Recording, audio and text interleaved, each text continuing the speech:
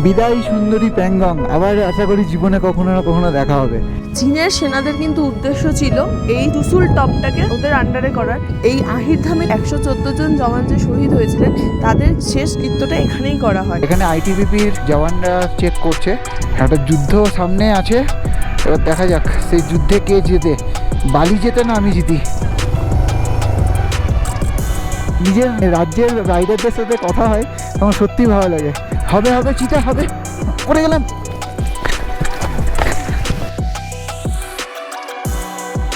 পৃথিবীর হাইয়েস্ট অল্টিটিউডে অবস্থিত space observatory centre. Good morning বন্ধুরা, আজকে 16ই জুন রবিবার, আর আজকে আমাদের ট্রিপের 15 ডে, মানে 2 সপ্তাহ আমরা অলরেডি কাটিয়ে ফেলেছি। আর এখন আমরা বেরোচ্ছি হচ্ছে রালপা হোমস্টে মেরাক, ঠিক প্যাংগং লেকের পাশে। এখান থেকে বেরোচ্ছি আমরা হানলে যাওয়ার জন্য। তো চলো আগে গাড়িটা স্টার্ট করি, 8:15 বাজে, তারপর তোমাদের সাথে বাকি গল্প করব। চলতাও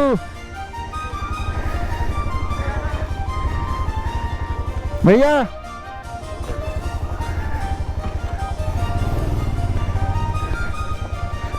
সো আমরা এখন স্টার্ট করলাম মেরাক থেকে। 100 ডিস্টেন্স মেরাক থেকে 146 কিলোমিটার। সুন্দর একটা সকাল, বিছানায় শুয়ে প্যাংগং লেকের উপরে একটা সানরাইজ দেখে দিনটা শুরু করলাম। আকাশটাও আজকে ক্লিয়ার আছে, চারপাশে দেখতে পাচ্ছ একদম সুন্দর সাদা স্নো ক্যাপ মাউন্টেন। 14,000 ফিটে আমরা 2 দিন ছিলাম, তো বডি ভালোই অ্যাক্লোমেটাইজ হয়েছে। আশা করছি আমাদের হানলে গিয়ে কোনো প্রবলেম হবে না, কারণ হানলের হাইট 15,500 ফিট মতো। ওয়েন্ডেলা তো ভালো আছে, অক্সিজেন স্যাচুরেশন 90-র কাছাকাছি। আমার অক্সিজেন স্যাচুরেশন 85-86 এরকম থাকছে। মিরাক ভিলেজটা খুব ভালো, স্পাগমিকও খুব ভালো। আমরা 2 জায়গাতেই ছিলাম, তো দুটোরই এক্সপিরিয়েন্স আমাদের খুব ভালো। দুটো হোমস্টে যেখানে ছিলাম নাম্বার আমি ডেসক্রিপশন বক্সে দিয়ে দেবো, তো তোমরা কখনো এলে হোয়াটসঅ্যাপে অথবা ফোনে কন্ট্যাক্ট করে নিতে পারো। কন্ট্যাক্ট করাটা একটু বেশি চাপের, কারণ নেটওয়ার্ক প্রায়ই থাকে না। মাঝে মাঝে বিএসএনএলের কলিং নেটওয়ার্ক থাকে, আমাদের যেমন স্পাগমিকে জিওর কলিং নেটওয়ার্ক ছিল, তারপর থেকে আমরা পুরো নো নেটওয়ার্ক জোনে আছি। চলো তাহলে আজকের জার্নিটা ভালোভাবে শুরু করেছি, ভালোভাবে শেষ করব, তারপরে আমরা উমলিংলেও জয় করব আশা করি। তোমরা আমাদের পাশে থাকবে তো, একটা লাইক করে পাশে থেকো। মিরাক থেকে 8 কিলোমিটার মতো এসেছি, কিন্তু প্যাংগং লেক কিন্তু আমাদের পাশেই চলছে। আর এই পাশে কিন্তু এখনও প্রায় 13 কিলোমিটার মতো চলবে। চুসুল বলে একটা জায়গা আছে, যেটার ডিস্টেন্স মিরাক থেকে 30 কিলোমিটার মতো। সেই জায়গা পর্যন্ত কিন্তু প্যাংগং লেক আমাদের পাশেই থাকবে। তারপরে কিন্তু প্যাংগং লেক চলে যাবে হচ্ছে বাঁ দিকে, চীনে ঢুকে যাবে, আর আমরা চলে যাব সোজা। তবে তোমাদের একটা ভালো ইন্টারেস্টিং ইনফরমেশান দিয়ে রাখি, 70% প্যাংগং লেক চীনে আর 30% ইন্ডিয়াতে। এটা তো তোমরা শুনেছো। লম্বাতে চীনের কাছে বেশি থাকলেও চওড়াতে কিন্তু এই আমাদের ইন্ডিয়াতে যে পার্টটা আছে সেইটাই কিন্তু সব থেকে বেশি চওড়া। এরপরে প্যাংগং লেক আরও সরু হয়ে যায়, মানে এখন দেখতে পাচ্ছি এপার থেকে ওপার কতটা চওড়া। চীনে ঢুকে কিন্তু আরও সরু হয়ে যায়, এটা সরু নদীর মতো হয়ে যায়। এই যে বিশাল প্যাংগং লেক, সেই প্যাংগং লেক কিন্তু শীতকালে মানে অক্টোবর টু মোটামুটি এপ্রিল মাস পর্যন্ত পুরো ফ্রোজেন হয়ে থাকে, পুরো জমে যায়। তখন কিন্তু এখানে এই লোকালরা এপার থেকে ওপারেও চলে যায়, বাইক নিয়ে নাকি এপার থেকে ওপারে পূজা দিতে যায়। ওপারে পাহাড়ে নাকি কোনো বুদ্ধ মূর্তি টুর্তি আছে। এদিকে একটা খরগোশ গেল, জানি না ক্যামেরায় দেখতে পেলে নাকি। এখানে কিন্তু অনেক আমরা রেয়ার পশু পাখি দেখতে পাচ্ছি, পাখি তো প্রচুর দেখতে পাচ্ছি। ওদের কাছে এইসব স্টোরিগুলো কালকে শুনছিলাম। কালকে আমাদের একটা ভালো রিল্যাক্স ডে কাটিয়েছি। এত দিন মানে 14 দিন ধরে আমরা ট্রাভেল করছি, কন্টিনিউ করেই যাচ্ছি। তারপর একটু রিল্যাক্স ডে কাটিয়েছি। মানে গতকাল ছিল আমাদের টোটাল রাইড সব থেকে কম রাইড, 28 কিলোমিটার আমরা রাইড করেছি। শুধু স্পাগমিক থেকে আমরা মিরাক এসেছি। তো আমাদের হাইয়েস্ট যে রাইডটা ছিল সেটা দেখেছো তো, 1020 kilometre from Agra to Srinagar direct. 26 ঘন্টা রাইড করেছিলাম। মজা লাগে, কোনোদিন 28 কিলোমিটার তো কোনোদিন 1020 কিলোমিটার, যখন যেমন তখন তেমন। আমরা এইভাবেই রাইড করি। যেটা আমি বলছিলাম, বাঁ দিকে কিন্তু প্যাংগং লেক দেখো ঘুরে যাচ্ছে, ওই দিকে চলে যাচ্ছে চীনের দিকে, আর আমরা চলে যাবো হচ্ছে সোজা। বিদায় সুন্দরী প্যাংগং, আবার আশা করি জীবনে কখনো না কখনো দেখা হবে। এবার আমরা সোজা চলে যাবো প্যাংগংকে, আর আমরা দেখতে পাবো না। মানে এই পাহাড়গুলোর আড়ালে চলে গেলে আমরা আর প্যাংগং দেখতে পাবো না। আর ওইখান থেকে ওই যে পাহাড়গুলো, তোমরা এখন যে পাহাড়গুলোর বাঁদিকে দেখতে পাচ্ছ, মানে ক্যামেরা ঘোরালে সোজা যেটা দেখতে পাচ্ছ, ওগুলোই কিন্তু চীনের পাহাড়। চাঁদের পাহাড় হয়, চীনের পাহাড় না। পাহাড় কারোর হয় না, মানুষ তাকে বানিয়েছে। পাহাড় তো পাহাড়ই, নদী নদী, লেক লেক, এগুলো প্রকৃতির সৃষ্টি, এগুলো কারণ নয়। আমরা এসে পৌঁছেছি চুসুল, 25 কিলোমিটার। এই বাঁদিকে চলে যাচ্ছে চুসুল ভিলেজ, আর সোজা চলে যাচ্ছে হানলের রাস্তা। এখানে একটা চুসুল পুলিশ চেকপোস্ট বলে একটা চেকপোস্ট দেখলাম, বাট কোনো লোক ছিল না, তাই কোনো কিছু কথা না বলে বেরিয়ে চলে এলাম। চুসুল ভিলেজ ক্রস করে রাস্তা দুটো ভাগে ভাগ হয়ে যাচ্ছিল, তো সেখান থেকে আমি রাইট সাইড নিয়ে নিয়েছিলাম। অ্যাকচুয়ালি আর্মির একটা পোস্টের মতো আছে, সেই পোস্টটা মধ্যে দিয়েই আসতে হবে। ওই পোস্টটার মধ্যে দিয়ে জাস্ট একটুখানি এসেই এই একটা আয়রন ব্রিজ পড়বে, দেখে মনে হবে ওটা আর্মির ক্যাম্প, কিন্তু ওই ক্যাম্পের মধ্যেই ঢুকে যেতে হবে, তার মধ্যে দিয়েই রাস্তা। আর এই যে আয়রন ব্রিজ, ওখানে আর্মির জওয়ান বলে দিল আয়রন ব্রিজ ক্রস করলাম। এবার এই রাস্তায় কিন্তু যাবে, আর রাস্তা মনে হয় না আর ব্ল্যাক টপ আছে কিছু, চলো দেখাই যাক। তবে রাস্তা পাওয়া গেছে। এই সব দিকে রাস্তা খুঁজে পাওয়াটা একটা চ্যালেঞ্জ, কারণ গুগল তো ঠিকঠাক করে দেখায় না। তো ঠিক রাস্তায় ঢুকে যাওয়ার পরে ঠিকঠাক দেখাচ্ছে, কিন্তু ওই মোটামুটি আর্মির জওয়ান, লোকাল, এদেরকে জিজ্ঞেস করে করেই তোমাদের যেতে হবে। 30 কিলোমিটার এসেছি আজকে বেরোনোর পর থেকে।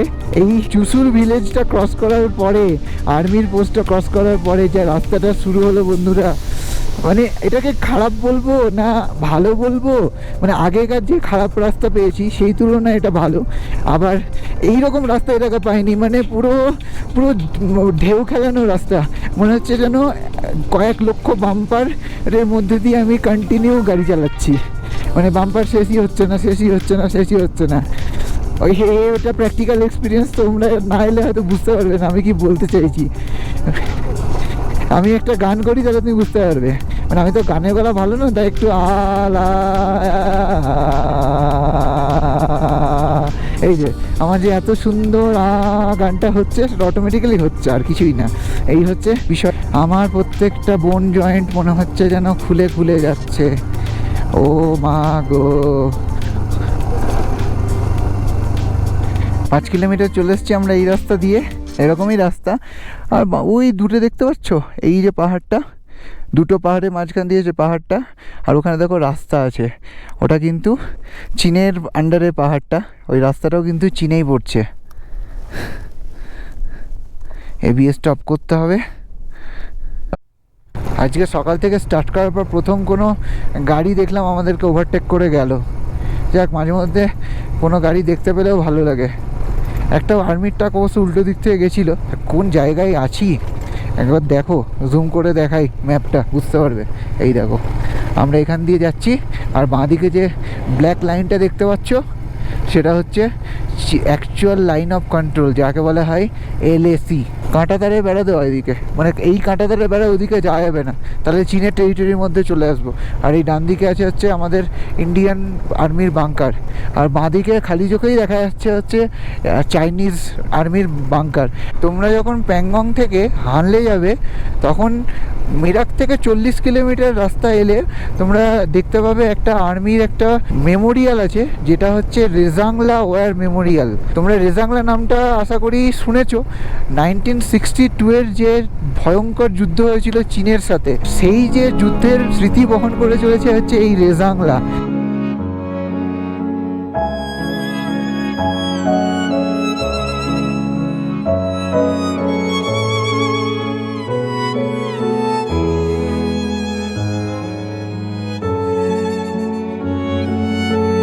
আমরা এখন আছি রেজাংলা ওয়ার মেমোরিয়ালে। এই রেজাংলা ওয়ার মেমোরিয়ালটা তৈরি হওয়ার পিছনের কারণ হচ্ছে রেজাংলা টপে, রেজাংলা বলতে একটা পাস তখন এক্সিস্ট করতো, এখনও করে। রেজাংলা টপে যে যুদ্ধটা হয়েছিল চীনের সাথে ভারতের 1962 সালে যে যুদ্ধটা হয়েছিল, সেখানে আমাদের 114 জন জওয়ান কিন্তু শহীদ হয়েছিলেন।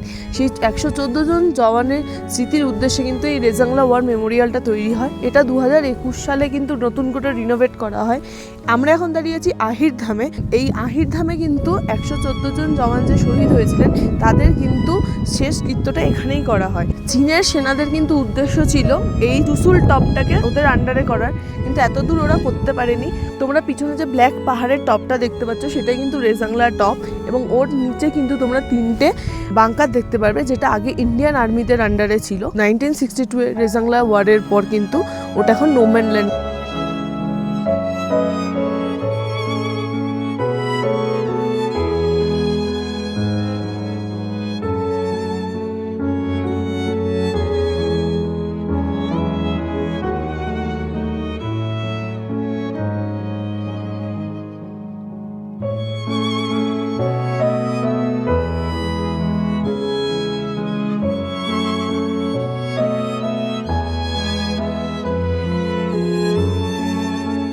এইটা হচ্ছে রেজাংলা ওয়ার মেমোরিয়ালের মেন জায়গা। এখানে দেখো 1 2 3 4 করে কিন্তু 12টা পিলার আছে, আর মাঝে একটা 13টা, কারণ এখানে যে 114 জন শহীদ হয়েছিলেন তারা কিন্তু 13 কুমায়ুন রেজিমেন্টের আন্ডারে, চার্লি কোম্পানিতে আন্ডারে কাজ করতেন, এবং তার উপরে কিন্তু 13 কুমায়ুন রেজিমেন্টের একটা পদক খচিত করা রয়েছে।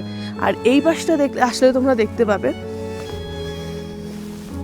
এখানে কিন্তু সেই 114 জন জওয়ানের নাম লাল পাথরের ওপর সোনালী রঙের হরফে লেখা রয়েছে। সবার উপরে রয়েছে মেজর শৈতান সিংকার নাম। উনি কিন্তু এই টোটাল যে যুদ্ধটা সেটা কিন্তু নেতৃত্ব দিচ্ছিলেন।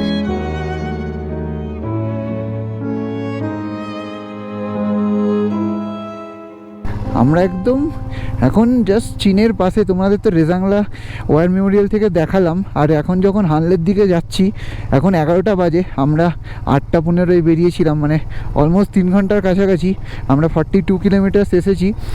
লেফট সাইডে যে পাহাড়টা দেখতে পাচ্ছ, এই হচ্ছে সেই ভয়ানক যুদ্ধের সাক্ষী।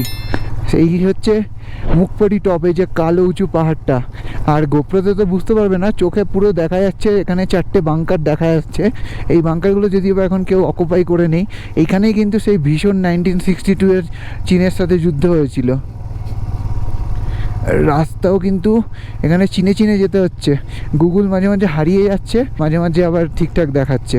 এই মোটামুটি এখন পর্যন্ত যে রাস্তাগুলো আমরা এসেছি, লাদাখের খুব রিমোট প্লেস হলেও অফলাইন ম্যাপ কিন্তু এখন পর্যন্ত কাজ করেছে। তোমরা যখন আসবে অফলাইন ম্যাপ ডাউনলোড করে নিয়ে এসো, কিন্তু অনলাইন ম্যাপের আশা করো না, কারণ এখানে মোস্ট অফ দ্য প্লেসে তো ইন্টারনেট কানেক্টিভিটি ঠিকঠাক নেই। কলিং কোথাও কোথাও থাকলেও ইন্টারনেট কিন্তু ঠিক মতো নেই। তো আমার অফলাইন ম্যাপ পুরো লাদাখে ডাউনলোড করা আছে, এখন পর্যন্ত চলছে।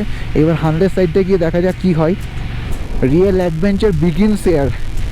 কি রাস্তা, ও মজা আসছে। খারাপ রাস্তাতে অফরোডিং করে, মানে রাস্তা এগুলো অ্যাকচুয়ালি কোনো দিনে কেউ বানায়নি, যেহেতু এগুলো একদম বর্ডার এরিয়া। এগুলোতে শুধু ওই জেসিবি দিয়ে একটু সমান করে দিয়েছে, মানে বেসিক্যালি এখানে কোনো দিন রাস্তা বানানোই হয়নি। মিলিটারি পুলিশের গাড়ি আছে। আমরা এখন এই দিকটা দিয়ে যাব, বাঁ দিকে চলে গেলে আবার চায়নার পাহাড়ের মধ্যে উঠে যাবো। ও কি মুশকিল, শুধু যে রাস্তা দেখতে হবে তা না, আবার বর্ডারও দেখতে হবে। ছোটো ছোটো ছোটো ছোটো পিলার করা আছে, ওইগুলোর বেশি যাওয়া যাবে না, তাহলেই মুশকিল। এখানে ধুলো ধুলো ধুলো ধুলো ধুলো ধুলো বেরিয়ে গেছি। রেজাংলা ছাড়ার পরে 8 কিলোমিটার মতো এসেছি। এখানে আর কোনো রাস্তা নেই। এখানে রাস্তা এবার বুঝতে পারছি না কোন দিকে যেতে হবে। ডেফিনেটলি বাঁ দিকে তো যেতে হবে না, কারণ বাঁ দিকে পাহাড় আর বাঁ দিকেই চীন। তো এবার রাস্তা খুঁজে বের করে যেতে হবে কোন দিক দিয়ে যেতে হবে।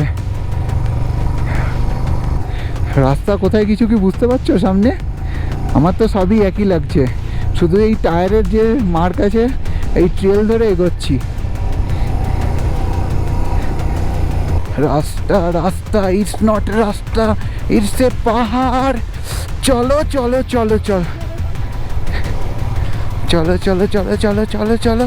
হবে হবে, চিতা হবে। পড়ে গেলাম, লাগেনি তো? ঠিক আছে। পড়ে গেছি।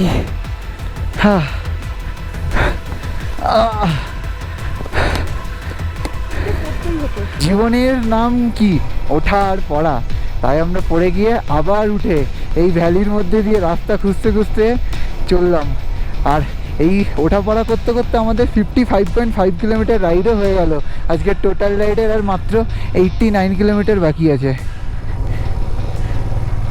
মানে এই রাস্তায় যারা এসেছে তারাই একমাত্র বুঝতে পারবে যে এইগুলো মানে কীরকম রাস্তা। চড়ুই পাখি, হিমালয়ান চড়ুই পাখি, নট শুধু চড়ুই পাখি। দেখো দেখো দেখো দেখো দেখো দেখো, গাড়ি ফুল এক্সিলারেটর মেরেছিলাম, তাও গাড়ি উঠলো না, গাড়ি পড়ে গেল। ইউ আর হেয়ার, তারা চেকপোস্ট, লোমা সাগা। আচ্ছা, সবই তো বালিয়ারি দেখছি চারপাশে। ডান দিকে যাবো, চলো। তারা চেকপোস্ট থেকে আমরা ডান দিকে যাব।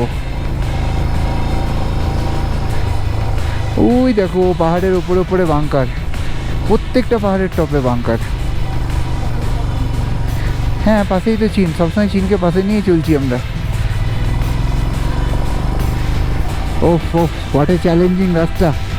এই জায়গাটা দারুণ ছিল। এখানে একটা বিশাল বড় আর্মির ক্যাম্প আছে, প্রচুর বাংকার আছে, পোস্ট আছে, ক্যাম্প আছে, একটা হেলিপ্যাডও আছে। আর্মির কোনো জিনিস ভিডিও করা যায় না, ফটো তোলা যায় না, তো সেটাকে রেসপেক্ট দিয়ে আমিও করিনি। বাট তারপরে দেখো সামনেটা দেখে তোমরাই বলো না কেমন লাগছে। আমরা তো ভীষণ ভীষণ এনজয় করছি, অ্যাডভেঞ্চারাস জার্নি বস। মানে ইয়াং এজে যদি এইটাই না করবো তাহলে এই ইয়াং এজটার কি মানে। ও একটা বাইকার আমাদেরকে ওভারটেক করে চলে গেল, নো প্রবস, বিকজ আমরা এই বিউটিটাকে এনজয় করতে করতে ধীরে ধীরে যাব। স্পিডে চলে গেলে তো তাড়াতাড়ি চলে যাব। তো আমি চাই আরও বেশি বেশি করে সময়টা কাটাতে। 15 দিন তো হয়ে গেল, আর বেশি দিন বাকিও নেই ট্রিপের, এটাই ভেবেই মনটা খারাপ লাগছে।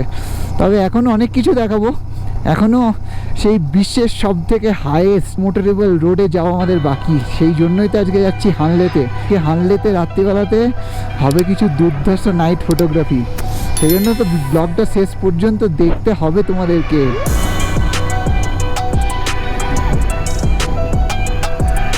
What a view, what a view, what a view.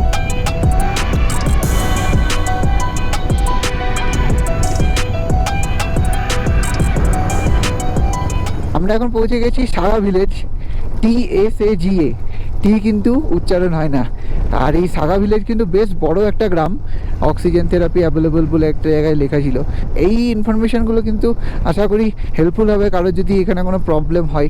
আমরা তো বেশ এখন ঠিকঠাক আছি, সুস্থ আছি এবং হানলের দিকে এগিয়ে যাচ্ছি। খুব খিদে পেয়েছে, এবার ভাবছি এখানে যদি কোনো রেস্টুরেন্ট পাওয়া যায় খেতেও পারি। আবার ঐন্দিলা বলছে না চলো একেবারে হানলে গিয়ে লাঞ্চ করব। ভিলেজটা ক্রস করার পরে 3-4 কিলোমিটার পরে একটা চেকপোস্ট আসবে, যেটার নাম হচ্ছে তারা চেকপোস্ট। এখানে আইটিবিপির জওয়ানরা চেক করছে।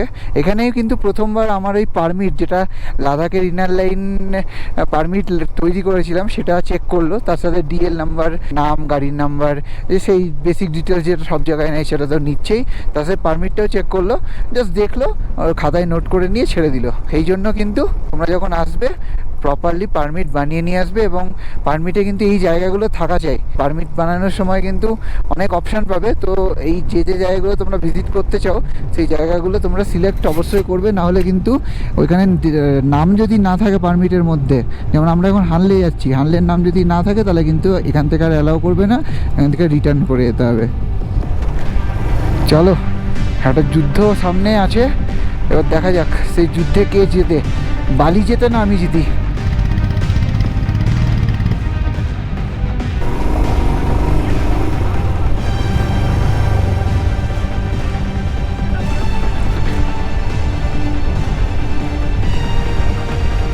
অঞ্জলাকে নামিয়ে দিয়েছি, কারণ এখানে মানে গাড়িটা নিয়ে পার করাটাই একটা চ্যালেঞ্জ। পুরো চাকা ডুবে যাচ্ছে হাফ। ইয়ো ইয়ো ইয়ো ইয়ো, চলো চলো চলো চলো।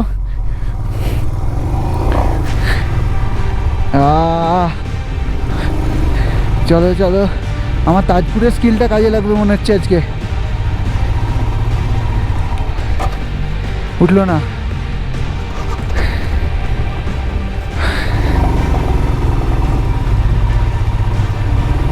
না ঠেলতে হবে একটু, চলো। ভয়ানক। হ্যাঁ, গাড়ি নেমে দুজনে ঠেলে তুলতে পারছি না, এত বালি। হ্যাঁ, চলো দেখি মাঝখানটা কীরকম। এই মাঝখান দিয়ে যাবো না হতে পারে? কোথা দিয়ে? মাঝিক দিয়ে। চলো, কত কিলোমিটার এরকম কে জানে।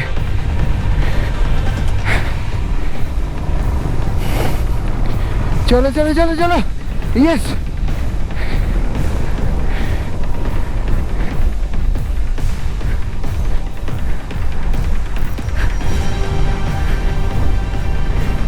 তুমি হেঁটে আসতে হবে পুরো? পাথরের থেকেও ভয়ানক।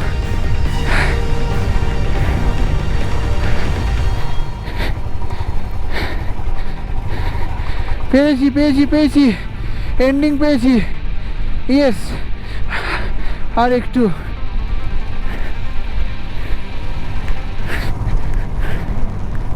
ওহ, এখানে ওয়েস্ট বেঙ্গলের অনেকজন রাইডারের সাথে দেখা হয়ে গেল। একজন তোমার বাড়ির একদম কাছেই। তোমার নামটা বলো একবার, তোমার নামটা বলো একবার। অভিষেক। ও, তোমাদের নাম? প্রিয়ম। সুব্রত। আর তুমি? পূজা। পূজা। এরা ওয়েস্ট বেঙ্গল থেকে সবাই এখানে এসে মিট হলাম, দারুণ লাগলো।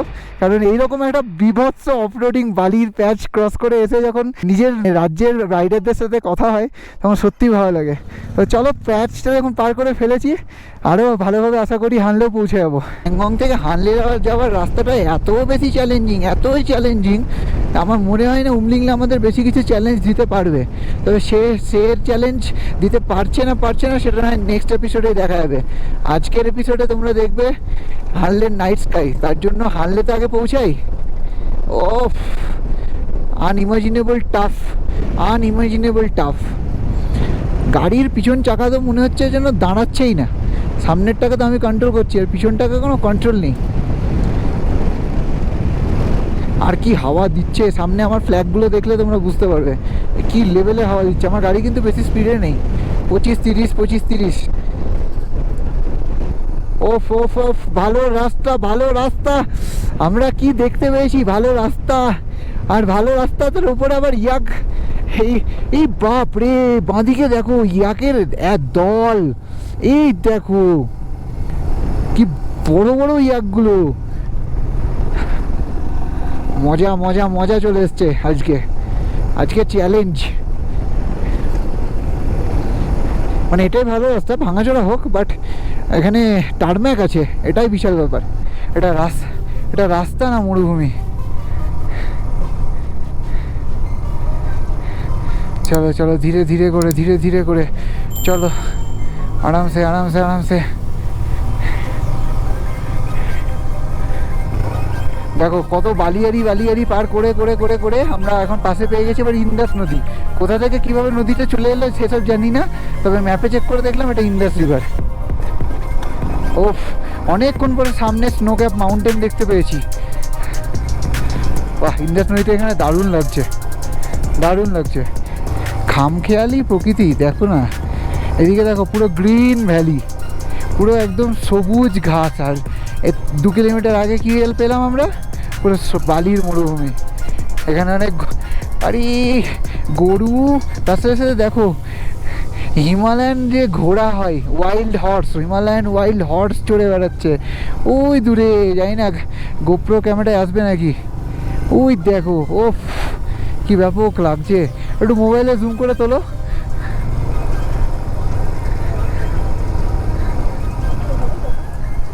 ব্যাপক লাগছে।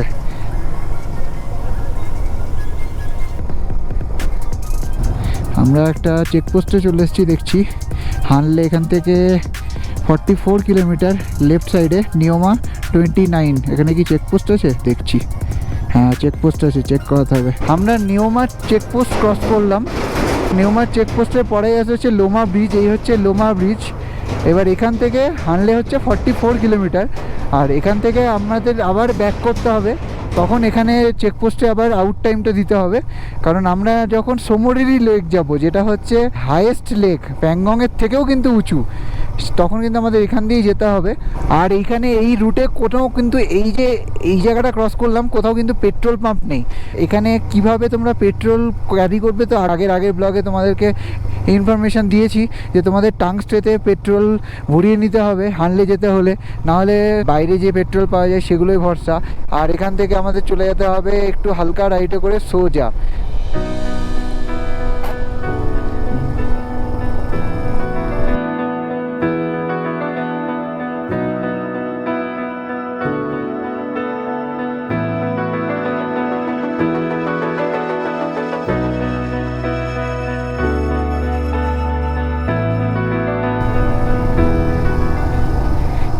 এদিকে আর্মির প্রচুর ক্যাম্প আছে, আর রাস্তাও খুব ভালো আছে।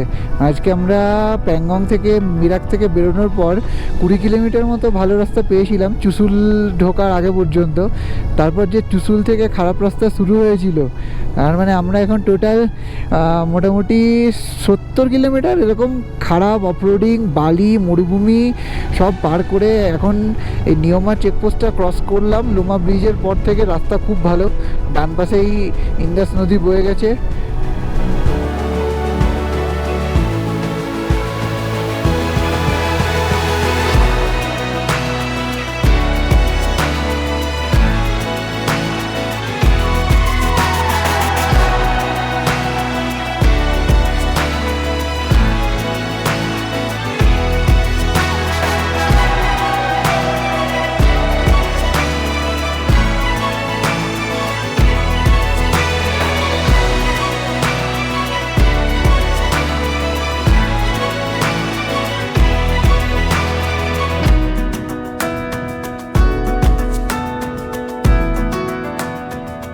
হানলে ভিলেজ ডান দিকে ওপরে দেখতে পাচ্ছি, ওটা হচ্ছে হানলে গোম্ফা। আমরা ভিজিট করতে যাব, বাট আগে একটা হোমস্টে খুঁজে নিই। তবে হোমস্টে হানলে ভিলেজ থেকে একটু এগিয়েই যেতে হবে।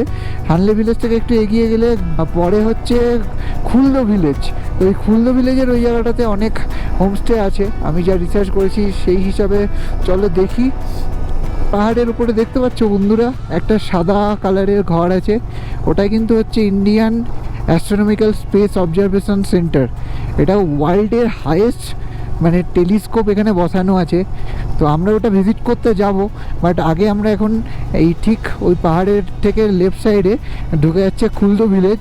ওই খুলদো ভিলেজের দিকে ঢুকে যাচ্ছি আমরা। হানলে আমরা ক্রস করে এসেছি, খুলদো ভিলেজ আমরা এখন খোঁজ করব ফার্স্টে একটা হোমস্টে, সেখানে ব্যাগপত্র রেখে আর লাঞ্চ করতে হবে। এখন 2:55 বাজে, মানে 3টে বেজে গেছে। আমরা সেই সকালে ব্রেকফাস্টের উপরই এখনও আছি।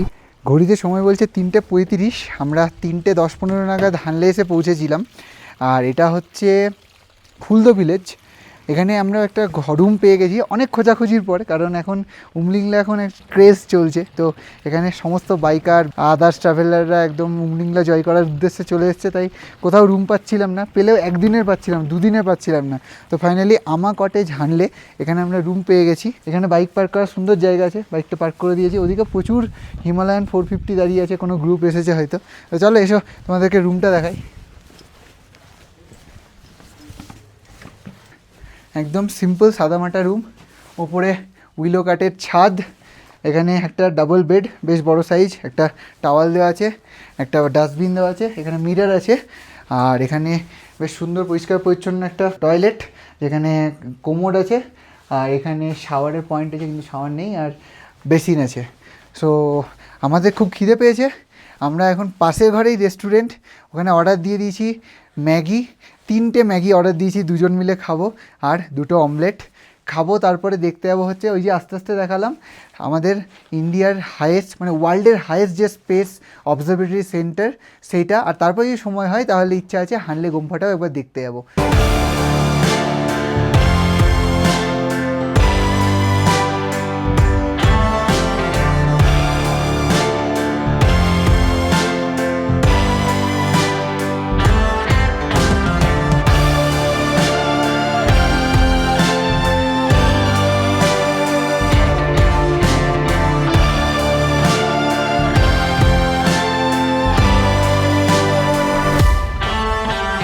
আমরা এখন চলে এসেছি হানলের সবথেকে টপ প্লেসে।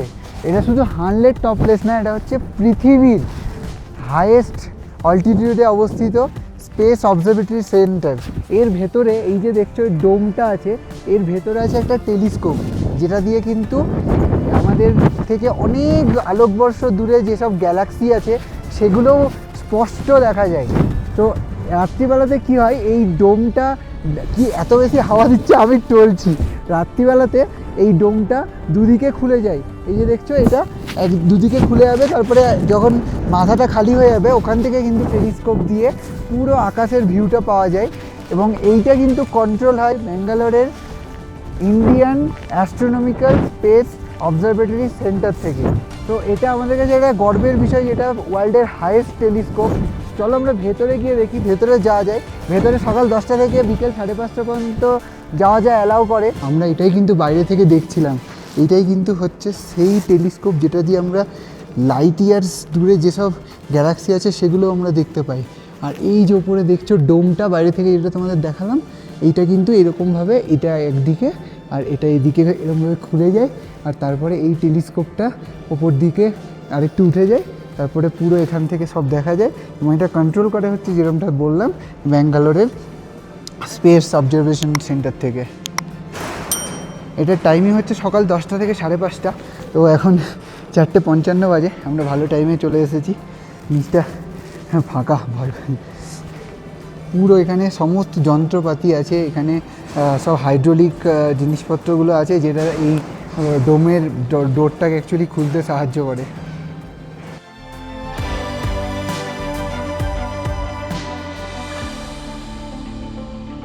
তো এখান থেকে কিন্তু জাস্ট এই যেগুলো আগেকার নেওয়া ছবি সেগুলোই দেখা যাচ্ছে।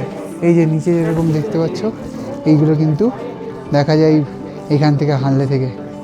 অ্যান্ড্রোমেডা গ্যালাক্সি কিরম লাগলো ভেতরে গিয়ে? আমি ফার্স্ট টাইম লাইফে টেলিস্কোপ দেখলাম। ফার্স্ট দেখেছিলাম হচ্ছে টাইগার হিলে, আমাদের দার্জিলিংয়ে, ওখান থেকে মাউন্ট এভারেস্ট দেখা যায়। বাট এই টেলিস্কোপটা আমি লাইফে ফার্স্ট টাইম দেখলাম। ফার্স্ট টাইম এই যে ওয়ার্ল্ডের হাইয়েস্ট টেলিস্কোপ দেখবো, মানে অন্য রকম লাগছে। ভেতরে বিশাল বড় একটা টেলিস্কোপ আছে, মানে আমার থেকে অনেক অনেক গুণ হাইটে বড়। আর যেসব ছবিগুলো দেখলাম মানে সেগুলো নাকি এখান থেকে দেখা যায়। আমি তো জাস্ট বিলিভই করতে পারছি না।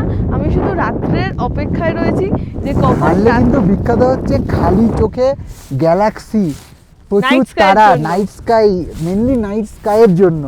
সো আজকে রাত্রে কিন্তু নাইট স্কাইয়ের একটা ভালো ভিউ পেতে চলেছি। সিরিয়াসলি আমি কিন্তু ভীষণভাবে ওয়েট করেছি রাতের আকাশটা দেখবো বলে। আর বন্ধুরা তোমরা আশা করি এক্সাইটেড, সেই জন্য কিন্তু ভিডিওটা একদম বন্ধ না করে একটু অপেক্ষা করো, রাতটা হতে দাও। সূর্যি মামা এখনো অনেক ওপরে, চোখে পুরো ঝলক মারছে। তো রাত হলেই কিন্তু যে নাইট স্কাইয়ের ভিউটা পাবো সেটা কিন্তু তোমাদের সাথে শেয়ার করব ভিডিওর শেষে। আমরা স্পেস অবজারভেটরি থেকে নেমে এখন যাচ্ছিলাম হানলে গুম্ফার দিকে। ওই যে দূরে দেখতে পাচ্ছ, দাঁড়া জুম করে তোমাদেরকে দেখাই। এই যে এইটা হচ্ছে হানলের মনেস্ট্রি, এখানে যাচ্ছিলাম। তো এখানে যাওয়ার পথে আমি জিজ্ঞেস করলাম একজনকে যে রাস্তাটা কোথা দিয়ে যাচ্ছে অ্যাকচুয়ালি। তো বললে এখন যেও না, কারণ এখন তোমাদের ঢুকতে দেবে না। যদি ভিজিট করতে হয় তাহলে সকালবেলা যেও, বাট কাল সকালে তো যাওয়ার কোনো উপায় নেই, তো ওটা স্কিপ হয়ে যাচ্ছে। তোমরা যদি কেউ দুপুর নাগাদ আসো বা সকালের দিকে সময় থাকে তাহলে তোমরা ওটা ভিজিট করতে পারো। কাল সকালে আমরা যাচ্ছি, সো ওটাকে আমরা স্কিপ করে দিলাম। এখন আমরা চলে যাচ্ছি হোমস্টেতে, ওখানে গিয়ে দেখি চাটা খাবো, তারপরে একদম ডিনার টেবিলে তোমাদের সাথে দেখা হবে। রাস্তায় যাচ্ছিলাম, রাস্তায় যেতে যেতে এইরকম হিমালয়ান খরগোশ, কি কিউট দেখতে। আমরা এর আগে অনেকবার দেখেছি, ক্যাপচার করতে পারিনি। এবার ফোন আছে বলে সঙ্গে সঙ্গে ক্যাপচার করলাম।